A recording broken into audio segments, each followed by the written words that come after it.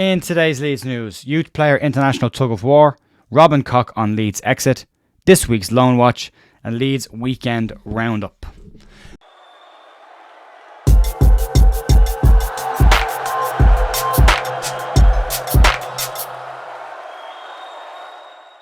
Morning folks, Ger here at The View on the 2nd of October with your Leeds United news and a weekend that needs to be forgotten for the first team, and hopefully on Monday morning, a fresh start to a new week that can hopefully see Leeds get back to winning ways against QPR on Wednesday.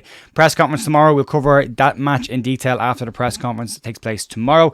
As for today, we've got a little bit to go through. Also, just to make you aware as well, the match review from the weekend from me is available on the channel under the match review tab. The playlist is there as well if you want to check that out. That will be a regular feature going forward on Saturdays or Sundays, whenever the game is. I will do a reaction video straight afterwards. In a shorter kind of format. Try and keep it nice and compact and concise as normal. Also, as well, just to let you know, the Michael Scubala interview is up on the page as well. If you want to check that out, talked about the under-21s development this season, as well as the game against Nice that was upcoming at the time.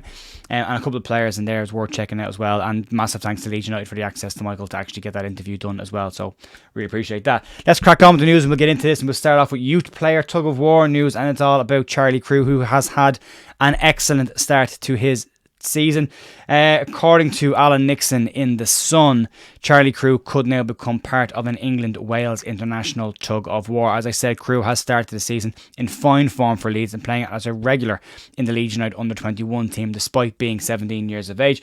Crew has also clocked up some under-21 caps for Wales, 2 caps already, as well as now also training with the Welsh first team. Nixon has said that he does expect a first team international cap for Crew to not be that far away, and he has captained the under-17 team as well. So it's been a great season for Charlie Crew, and now apparently English scouts have gotten whiff of his English family members as well. And according to Nixon, England have a firm interest in trying to get Charlie Crew to change allegiances and play for England.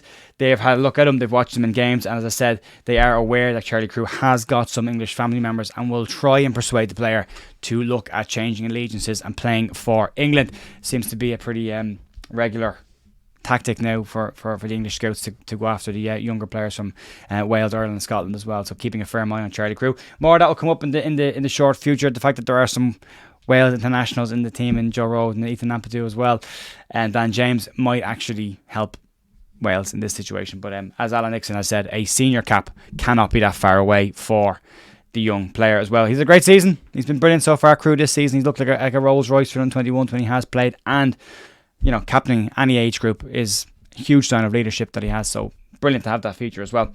Moving on, let's talk about a player who left Leeds United in the summer. And I know we're not overly keen on this, but we'll do it, and we'll talk about Robin Koch, who has been speaking with Sports Illustrated in Deutschland about his exit. And he said that playing in the Premier League was always a dream for him, but that dream has now been fulfilled. Koch spoke about the possibilities of exiting Leeds at the end of last season. He said there were several clubs in the Premier League who were very interested in the player, and although it was tempting to stay in the Premier League, which had been a dream of his, he has now fulfilled that dream and looked to move back to Germany. He said that was always his plan and was always part of what he wanted to do once he had finished his time at Leeds. On Leeds himself, he said that Leeds as a club means an awful lot to him, but this became a time where a change in terms of sport were needed for the player.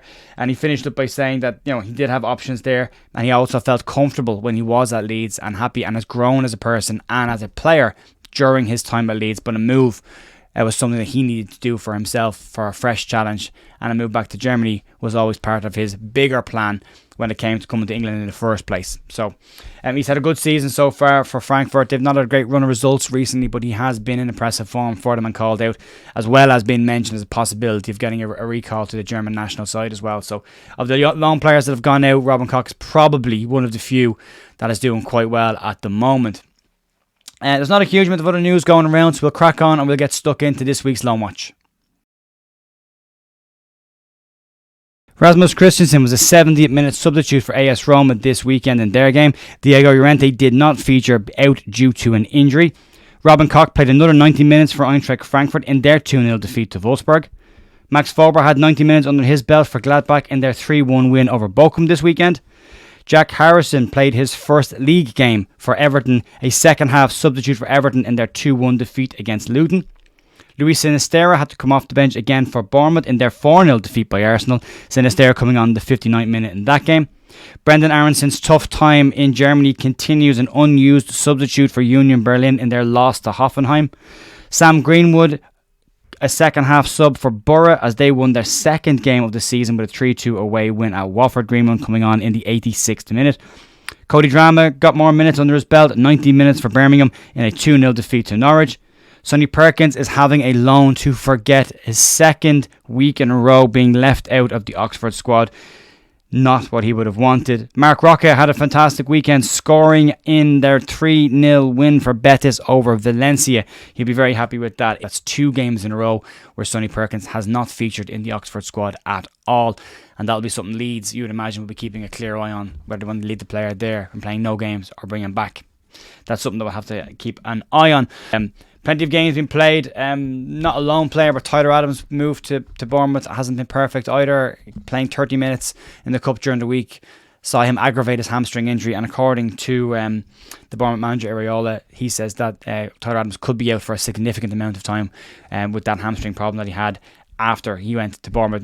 Got to remember this as well. He did fail a medical at Chelsea around that hamstring before Bournemouth then took the gamble on him as well. So not paying off for Bournemouth just yet, or Tyler Adams. So wait and see what happens with that one.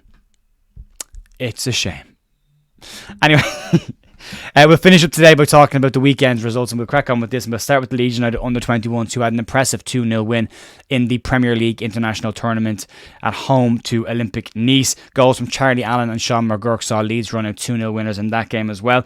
Sean McGurk did pick up Leeds United's Player of the Month, under-21 Player of the Month for September, in what's been a very, very impressive start. Again, if you want to see some information on that, I spoke to Michael Scubala about McGurk's start to the season. You can check that out in the interview as well.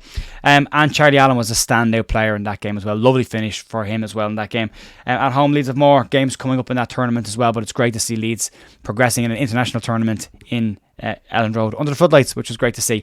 Leeds under-21s do play tonight. They are back in the league action against Wolves under-21s. However, that game will not be streamed on LUTV due to the fact that there is a Premier League game live tonight as well. So the rules there state that they can't broadcast any games while there's a Premier League game taking place.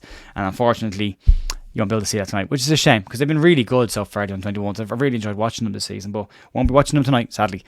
And then move on to the Leeds United women's team, who are back to winning ways after a disappointing result last week. They picked up a 2-0 win away to Peterborough in the first round of the FA Women's National League Cup. Goals from Jess Rossio, who continues her incredible start to the season, and a winner by Ellie Dobson.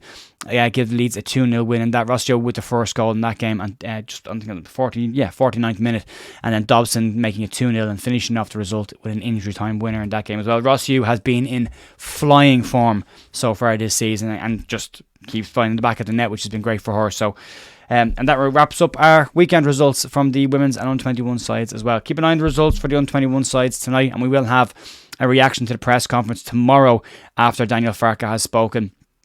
I'm still keen to get everyone's thoughts on the weekend's reactions to the weekend's result. Let me know your comments down below. Was it a tactical mistake? Was it a team lineup mistake? Or both mistakes? Will we see changes coming into the game against QPR? I'll be really interested to see people's thoughts on that. And again, just a reminder, if you want the match review, it's available on the channel, and should be linked just after this video finishes. You should see it down here somewhere. And the Michael Scubala interview is also on the channel as well. Check that out. It's only a short one. I think it's 20 minutes long. And again, massive thanks to Leeds for the access on that one. I really appreciate it.